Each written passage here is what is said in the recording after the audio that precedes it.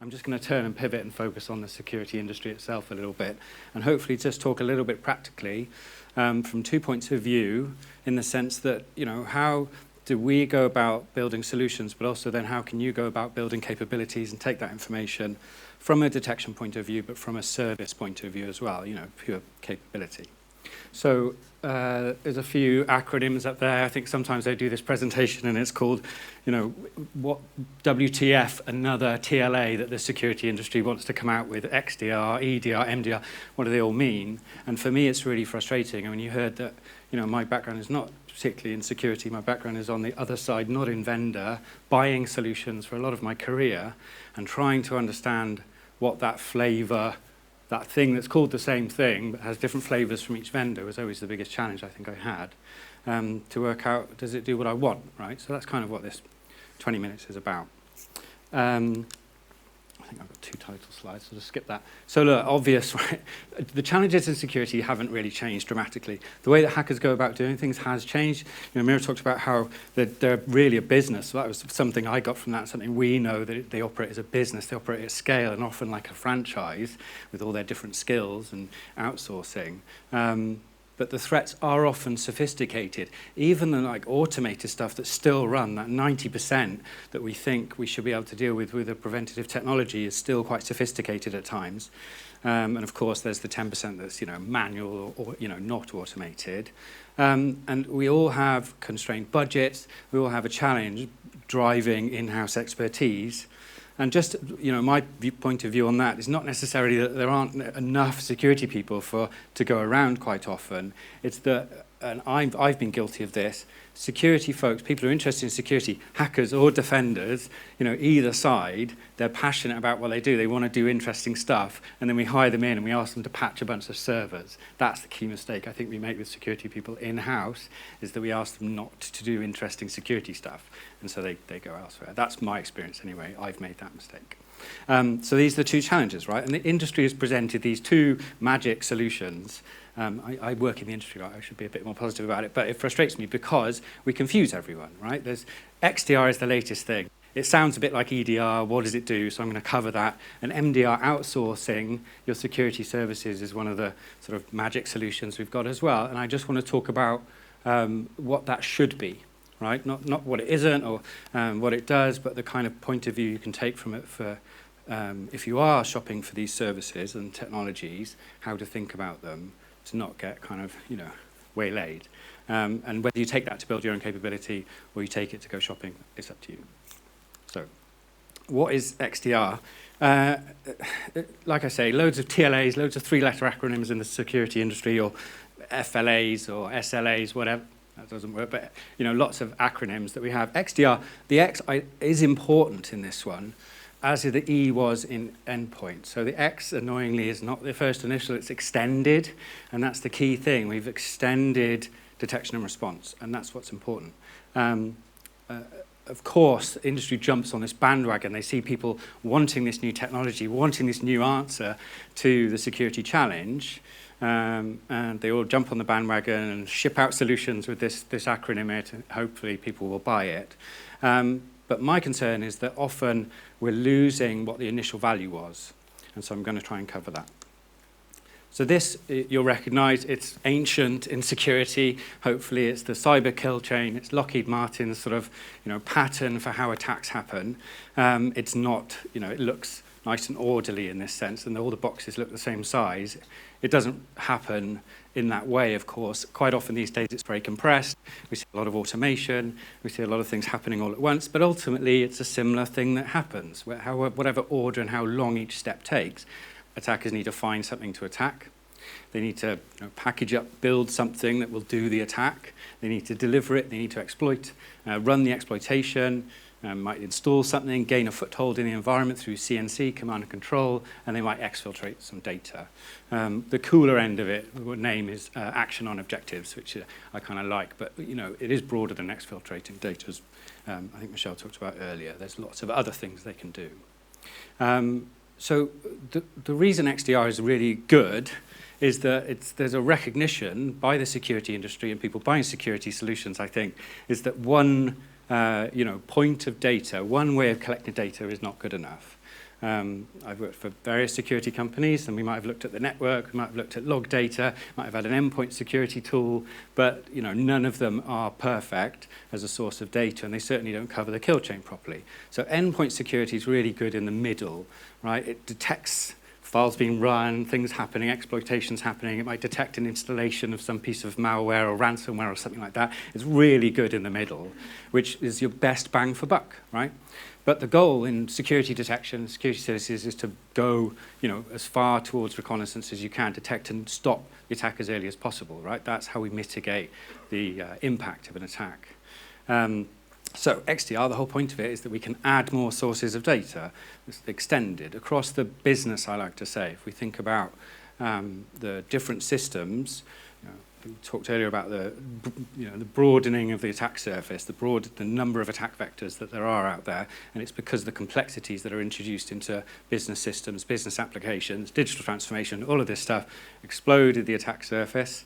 Cloud, the panacea for hosting, again, another complex attack surface. And so that's the challenge of security, is like the proverbial swan or dark pedaling like crazy to try and keep up with not just the business, but the attackers. And so we needed more sources of data, right? So we continued on to kind of, right, okay, we can add other sources. Clicking the link Michelle talked about earlier, right? So if we can not get to the point where they get the link, brilliant. If we can monitor in productivity applications like Office 365 or what have you and stop it there, great. They don't get to the link point. Now, obviously, like I say, one source of data is not enough. So we need a broader set of data because something will get through, right? No security technology is 100% effective. We all know this. And so as we go on, we can add more sensors and finally get to a point where we think we hopefully have enough coverage. But ultimately, just coverage, collecting data is not nearly enough, right? It's just the starting point. We've all, got a big database or spreadsheet or some piece of data, and we have to work it out and manipulate it and do something with it. And that's always the key in security. So EDR has been really successful, and it's not necessarily just because of where it was in the kill chain, that central point, the big bang for buck. The reason it was very successful is that it's outcome-based. Right? It's not a technology for technology's sake. It was focused on a set of activities that you can do on the endpoint to reach an outcome, and that's stop the attack, stop the foothold being gained, something that ultimately results in mitigating or stopping the impact of the business. So EDR looks something like this. We have some monitoring that goes on, whether we're monitoring the access or the memory or the execution of a file. We want to detect something going on, so we build detection technologies that might correlate across different endpoints to build up a better picture of the incident. That's some cool machine learning or I won't say AI, but rules and boring things like that to try and detect things, and then we generate an incident, right? And that's kind of part of the key, is that it's no longer an alert. It's not a red flag. It's some information that somebody can do something with and respond, right? So EDR, the whole point and why it's been successful is we ended up with an outcome. We can respond to the attack, right? And it, by and large, did it out of the box. It wasn't a platform or a theme. I spend too much time talking to Americans. A theme that we had to configure and play with, right? It had an outcome. So, right, XDR is just more of the same, right? That's what is happening in some of the industry, as well as getting confused for, a security platform, a SIEM and SOAR replacements. For those of you, I should spell out the acronyms, right, after blasting them, but, security information event management platforms, security and orchestration and automation response platforms, right? A lot of the time, XDR is getting confused for that. It shouldn't be this, because this just increases the workload. And so if you are looking for increasing your coverage across the business, and you recognize that XDR is potentially an answer for that, and you look at a solution, and actually it's just 3 different detection and response platforms or a couple of things bolted together, it's not going to help you in the end of the day, because a big part of the problem with security is workload analysis, human beings, right? Security is a human challenge, after all, not a technical one. So what it should be is we should think about how we can devolve this down and make it more like EDR, take that data in and build out something like this. So we have a correlated detection engine, and this is the point that you have to look out for, is are they actually taking all those data sources in, correlating them and putting them together to build that complete picture of the incident. This is what's really important. So you can understand the impact of the incident, not just the root cause. Fine, yeah, we can get to the root cause, but incidents are multifaceted, attacks are multifaceted. We need to understand more about the impact of that attack, not just the root cause. And can we have a targeted response, right? So do I have the nice tools and the quality of life technologies and features within the system to make it easier for me? Quality of life is a term I've nicked from the gaming industry, where they talk about, adding little things to make it easier for everyone. And we need that in the security industry more than ever. So you get that incident still, you get a nice overview, slight pitch here. One of the things I love about our platform and what we've done with the development of it is that we've built this human-readable summary of the incident.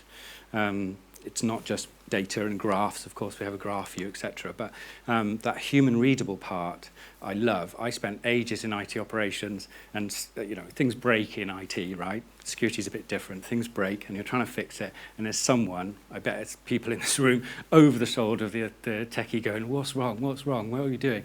So if you've got a nice human-readable summary, analysts love that, they can just ship that off to their boss and say, hey, this is what's happened. So why I love that. But of course, you need the data and the information for them as well. And the point then is you've got a targeted response. So if something's happened in Office 365, you can go delete the email, right? We can block the email, block the user. We've seen it in there. We can take a very quick targeted response, either automated or not, of course. And wherever those different aspects, the different impacts of the incident and the attack are happening, you get that targeted response. So that's what's really important. Okay, XDR ran over. Let's talk about MDR. So a lot of the time, MDR is perceived as, okay, it's SOC as a service. And the frustrating thing with that is it devolves it into, often, for a lot of MDR providers, being a triage factory. Right? Triage is one of the key parts of security operations and security analytics. Is this thing, like we do with hospitals, are they going to die? No, okay, put them over there. We'll deal with the ones that are going to die. And it's the same in security. Triage is critical because a lot comes in. One of my most enduring memories of dealing with a security incident is just getting scanned, perimeter scanned, right, as we all are all the time, and our CISO at the time really freaking out and us needing to investigate it and spend loads of time on it. Meanwhile, a couple of the voices of reason are saying, hey, this is a bash attack scan. We're a Intel house. Our firewalls aren't running any of this vulnerable stuff. We don't need to worry about this. It's just noise. So triage is really critical. But what we need to do within security operations, security capabilities, even those we build in-house, is demonstrate value and provide value back into the business, provide value back into the security posture, increase the security posture of the organization. So that's kind of what I'm going to talk about. So this is how we perceive building security operations and the really important parts of it. So first off, you need to be built on intelligence. We've had a lot of that kind of stuff so far today, about the intelligence you need to understand about the attacker, right? That person, that human being that's loving what they do and is innovating and driving new things, they're so important. But your business is critical too. So the threat landscape can be generalized, but for each individual business, there is a bespoke, a unique kind of threat landscape, whatever industry you're in, as we've heard about some today, the region you're in as well. Security attacks are both endemic as well as pandemic, so you need to understand the regional aspect of your threat landscape, as well as obviously the systems and computers and people within your organization. So being built on Intel is really critical. The middle one, fight fire with fire, it's a human challenge, like I say. In IT, things break, and we fix them, and it's annoying. In security, humans are attacking other humans, in effect. Researcher I used to work with, he called it the war of the toys, which I liked. They've all got their tech and their toys on either side, and it's whoever's sometimes got the best. But really, it's whoever's smartest and quickest, right? So you need to fight fire with fire, have that expertise and that experience that surpasses theirs. And you need to make it scalable for when it's needed, right? We can all come up with, you need N number of people to man 24/7, but do you have the right people that when it hits the fan, they're going to be able to cope and deal with it, and that's what's really important. And can you scale it out? One of the lessons we've learned is that traditional IT, continual improvement methodologies like ITIL, don't really apply to security operations. It's a different beast. We use something called operational excellence, which is, I think, a construction or manufacturing continual improvement methodology, which has more of a focus on people, and that works really well for us. So another eye chart from me. I do love them. So how do we focus on the outcome? Okay, so I kind of talked about some of this stuff. The threat intelligence, a global, generalized threat intelligence picture, more of a focused on the customer. Threat intelligence picture is really critical. We have a platform that provides telemetry. It's called Gravity Zone. That gives our SOC, our MDR team, lots of great telemetry about, obviously the XDR side of things, the different aspects of the business and what's happening. And you need to understand the profile of the business. So think about anomaly analysis, anomaly detection, knowing what normal looks like, knowing what good looks like. You can do some understanding what bad looks like. So that feeds into a process. So one is external observations. So of course, if you, people talk about dark web monitoring a lot, and most folks are like, I don't really get it. So my favorite example for dark web monitoring is if you base your premise on you can't detect everything 100% of the time, right? No security technology, team is 100% successful all of the time. Sometimes you need to know what's happened before to go and shore up your systems, right? So we will find things, more often than not, it's when someone comes on board, something in a pastebin site or something in the dark web, it's really just the internet these days, and IRC channels and stuff, a bit of their data or someone talking about them. Those external observations are critical to go and feed back to the customer, to feed back into the business and say, hey, we've got a risk or something's happened, we're not sure when, but some data's got out, we need to go and work out where. So that's a great thing. It's not just about detection. Observation of the environment, obviously, that telemetry, what's happening, the changes within the environment, they all feed into the profiling. And of course, you need to have detections happening from something like XDR, EDR, NDR, whatever, right? They are really critical. So then you have a set of activities, right? And I've put threat hunting at the top here. Often it's semi-overlooked. So, alert investigation, anomaly analysis, those things are really important from a security operations point of view. But threat hunting is when you have a human being in your environment looking at things. And no matter what we do in technology, I'm going to stick my neck out and say ever, people are always going to be better, right? People are always going to be better at certain things. And one of the things people are amazing at is like, that looks weird, right? That is not normal. And so far, we haven't really got to a point, maybe we will one day, where computers are better at that. And having a person in your environment, looking at things and understanding them, feeds back a huge amount of value, or can, right? If it's not just, I haven't found an attack, I'm going to move on. If they have an eye out for something that maybe is risky, anomalous, or stupid, right? So the key word there is threat. It's not attack hunting. It's not breach hunting. It's threat hunting. Maybe we should call it risk hunting. So yeah, of course, you want to investigate all the alerts, the detections, understand the anomalies, but also have that feedback loop, right? If you're providing a capability in-house with the business, do they have any concerns? Have they got some kind of event or something coming up that they're worried about, or something they've seen, or even something that they've heard about in the news? Having that open dialogue is really important. So what does it end up in? And the top two, the green two, are one of the ones I want to focus on, because all too often in security, it's only bad news. And if you're building a security capability in-house, there's probably a feeling like people aren't sure what we do. People aren't sure the value we deliver. And of course, as a business, this is a problem for us too. But one of the great things that you have to try and drive is the all clear, right? We've done some work. We've done a threat hunt. We've done an investigation. Everything's okay, everyone. We've checked, right? And it's a scary thing to say, right? It's fine, we've checked. But you do have to do that. You do have to explain, show you're working, right? Like we all did in school. It does benefit. And if you're building capability in-house, especially, feeding back that all clear is really cool.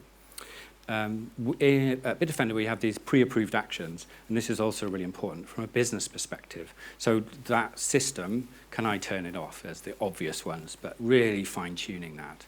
My favorite example is an old company I used to work with. they were in the cloud, but they weren't particularly cloudy, and they got some crypto miners on their systems. And the answer from the SOC where I was at the time was, oh, we need to switch these servers off. And the customer answer was, no, hang on. They're making us money, right? We don't want to switch them off. What's your other answer? And so really knowing, the systems from a business perspective is really, really important. Of course, priority actions, right? Go and do something really quick to stop an attack is important.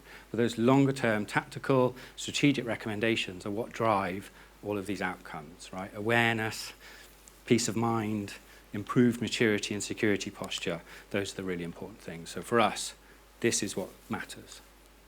And of course, you need some kind of feedback loop, right? You need to update things. You need to understand the security landscape. You need to feed back from all of these outcomes back into the rest of your capabilities through some framework and drive it on. I'm really super quick or super long. I don't know which one I was today. But hopefully this was useful / interesting for everyone. So thank you very much. Brilliant. Thanks, Dan. Thanks so much for that. Brilliant. I'll throw it out for a really super quick question, but one from me. Are there any typical questions or a question that you get around this space, around what is XDR, EDR, MDR? I don't know. I was like the how much is it question, but that's because I work in marketing, right? I think my favorite question is like, how much do I need to pay to not get hacked? Yeah. And my answer, someone mentioned the ICO earlier, and I think the always answer is, how much do I need to pay so when I do get hacked, I don't get a big fine, or I don't have business impact, and that's the only way of looking at it, right? So, there are two principles I adhere to in security, and they're expressions as well, is you can't secure what you can't see, right? And it's flippant, but it means, I would replace see with understand, that's the most important thing, and assume breach. Right? If you start everything with those two principles, your projects, everything you're doing, especially the last one, then you can't really go wrong. But if you assume that, if you assume it's like Where's Wally, right? If it's any Americans, I mean Waldo. If you assume it's like Where's Wally, you're screwed, right? But it's not. It's a Where's Wally convention, and everyone's Wally, so the attacker's point of view. It doesn't matter whether you're a small business or a massive conglomerate, you are effectively a potential target of theirs, and that's the really important way of looking at it.